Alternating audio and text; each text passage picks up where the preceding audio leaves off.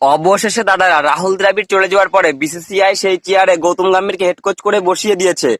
গৌতম গম্ভীর মোটামুটি সব শর্ত মেনে নিয়েই তাকে হেড কোচে নিয়োগ করা হয়েছে।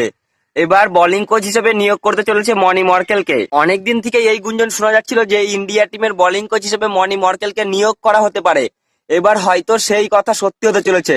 গৌতম গম্ভীরের কথা মতোই বিসিসিআই মনি মর্কেলকে বোলিং কোচ হিসেবে নিয়োগ করতে চলেছে ইন্ডিয়া টিমে। মনি মর্কেল একটা বিশ্বমানের বোলার, তাই মনি মর্কেলকে ইন্ডিয়া টিমে নিয়োগ করলে ইন্ডিয়া টিমের অনেক লাভ হবে। আশা করি বোলিংরাও অনেক উন্নত হবে। এর আগে গৌতম গম্ভীর আর মনি মর্কেল একসাথে কাজ করেছে, লখনৌতে তারা দুজন একসাথে কাজ করেছিল। তাই তাদের দুজনের ভিতরে পরিচিতিটা অনেক ভালো থাকার জন্য হয়তো ইন্ডিয়া টিমের এতেও অনেক লাভ হতে পারে।